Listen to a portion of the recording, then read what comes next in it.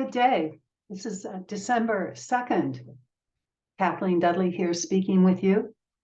I wanted to share some observations that I've had over the last while that have certainly helped me see life with more clarity, less personally, and therefore giving me a much better understanding of what is happening today. And as a result, my own sense of feeling more empowered, more courageous. And I wanted to put it into the context of all the folks that we know, including ourselves, that are experiencing challenges. Of course, that's part of life. It's our spiritual growth. We're not here for a physical experience, in my opinion, and certainly not from my experience. We are here for a spiritual experience and spiritual growth. So as I look at that, I stand back and I stand in the position of being an anthropologist from Venus as opposed to an anthropologist from Mars, as a man would, and move myself out of the personal posture, but more as the omniscient, as a writer would write. So as an anthropologist, I'm observing. And what I have observed recently, not only about my own life, but about many others, is that we all have challenges. As a dear friend of mine in Finland would say, it's a wave. We have challenges. We stand in the face of those challenges. And then we have a reprieve, maybe just a short moment, maybe longer. And then we have more challenges. And that is the way life is. And that is a basic statement about this being a spiritual experience, as opposed to one of non-challenge. So we can step into our experiences of growing spiritually and understand through this that it is our reason to be in this physical body. When we stop fighting against the very reason of our existence, we can look at it and learn, and we can embrace it, and we can be joyful. In fact, we can bring our very best to it. I recall reflecting back upon my father and his life as I was growing up. Every single day, I saw my father stepping up and doing the very best possible for his family and himself, because for him, family meant everything. I must have gotten that gene because in terms of relating and relationship, family means everything to me. Perhaps that is why I am giving this message today. It's because I observe my friendships, I observe relationship. So to go on, what I want to say is that because we all have challenges, and this is all a spiritual growth, a spiritual process, as we live in our physical body, then what is the common denominator? Of course, those are two. But if we look at our challenges, that common denominator is a very interesting clue, because that common denominator of challenges is a story. It's a story that we have in our own lives. Each of us has a story within our challenges. And that's the only part that's really different from one another, because we all have challenges. So if we look at it as a non-personal experience, but look at it as here's the story that is unfolding before us. So one person might have children and extended family challenges. Another person might have political challenges. Another person might have health challenges. Another person might have career challenges. But all of those are just individual stories. And underlying all of that, if we take a look at it from a little bit of distance as an anthropologist from Venus, as myself, I look at that and I go, so what is it that I must do to evolve spiritually? I must stand in greater strength. I must stand with courage and face those challenges. Because every single time I have done that, I have seen that I develop more strength. I develop more courage. And so when the next blast of challenge comes, I have that behind me. I have that experience and I can move forward, and I can then stand even more courageously with more strength when the next wave of challenges hits. So if we actually depersonalize the story and go, oh, wow, here's my spiritual challenge. Here's my challenge to rise. Maybe not rise, but to come forward and experience what it takes to become more spiritually evolved. Now, within each day, each moment, it can be very exhausting, but we must also tether ourselves to our passions, those very things that give us a raison d'etre, the reason to live, the reason to be alive. We all are creative. And within our creative mode, our creative side of our lives, we stand freely. So we must nurture and continue to tether ourselves to our creative passions. For me, it's music, it's writing, and then it's relationship with other people. Those are the things that give me tremendous joy. It's also gardening, growing plants, eating those productive results of all of that nurturing of that soil, of those gardens.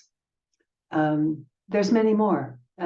Study, research, educating, all of these things are passions.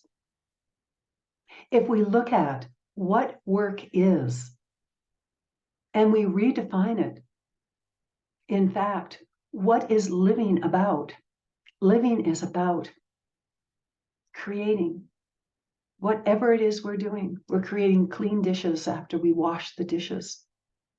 We're creating a clean litter box for our kitties. We're creating a clean coop when we clean the coop. We're building a brick floor for our greenhouse. We're creating a pile of wood to heat our home in the cold winter. We're creating, and each one of those tasks can be defined as work, or it can be defined as joyful creation, the satisfaction, the joy that it brings us multiple times. So here we are today. We have a choice. We have a choice to look at life through our passions, to hold on and nurture those. It is up to us to dream our life, to create our ideal life. No one else will, and no one else is responsible. It is up to us to create joy and happiness within our own life. No one else can do that, and we've heard that many times. Today, we are being presented with this even more fully than ever before. So when we recognize that all these challenges that are out there that keep falling upon us, they're only to help us become more spiritually evolved. It's our soul evolution. It's our soul growth. And I see that. It's without a doubt. There is nothing that could persuade me otherwise. This is real.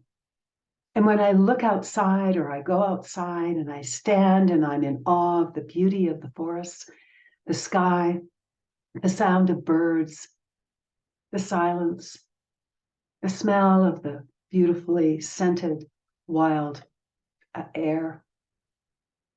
I see the rustling leaves in the trees and the grasses in the meadows. I am reminded that this is who I am. I am part of this. I am of nature. That this beauty that is outside is also within me. And that I have the capacity to achieve, to accomplish to manifest anything and everything within my goodness. Because in a posture of love, of life, of creativity, we manifest, we empower ourselves. And this self-empowerment is critical for us to recognize.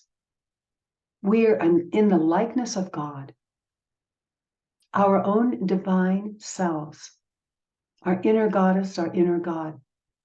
That is whom we are. So today, in spite of all the challenges, whether it's financial or emotional or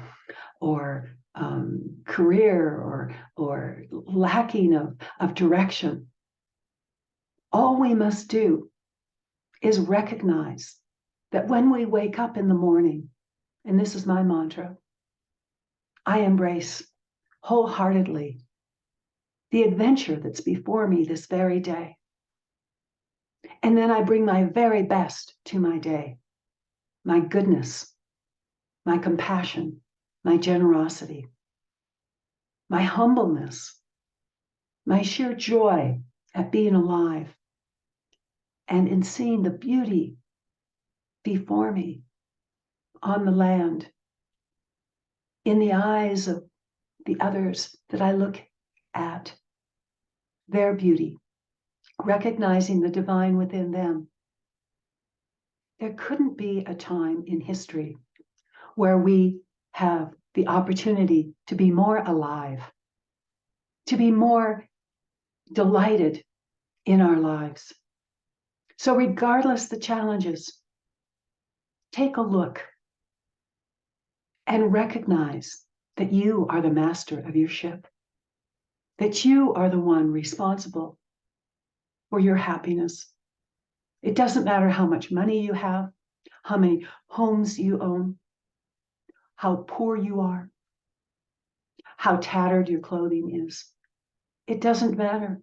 Everyone must find their own happiness. And that's a big task. But if you understand the underlying elements to it, it's about self-love. It's about recognizing that it's in the moment of choosing to be the very best person you can, to be standing in honor, to be a man or woman of integrity, and to know what those words mean, to delve deeply into what those words mean. Because until you know that, you can't possibly be that. It is crucial at this moment in time, in this warring against humanity, the intention to convince people that this is a simulation and that we live in a simulation, in a matrix. How false could this be? I listened to an interview yesterday with John Lam Lash and a gentleman from Denmark talking about simulation. The simulation is only of the oligarchs. The simulation is just as much a part of the programming and the intention to take us all, or as many who will willingly come, into their world of AI. But no, if you understand your own mind, if you allow and nurture your creative pathways, your passions, and you choose, but you must choose. You must choose to be free. And you must know what that means, to be a sovereign man or a sovereign woman, because we are born free. We are not born into slavery, even though these oligarchs, in their master-slave system that they're attempting to impose upon us, want us all to be enslaved. But that is only their dream. What about your dream? What about creating your ideal life? And never before in history has choosing to create your ideal life been more critical for us than today. So choose your ideal life, dream it. Do you know how to? I dare you to dream it. Dream it. Find out where you want to be, with whom you want to be, and what your days want to be filled with, and create it. It can be done, and it is done every single day. But it must be done with choice. When we know we have choice, it's freeing. Choice is the very most important element because we choose our freedom. We choose our joy. We choose our lives. And we choose what it is that we want to do from this moment onward. I send you blessings and wish you the very best.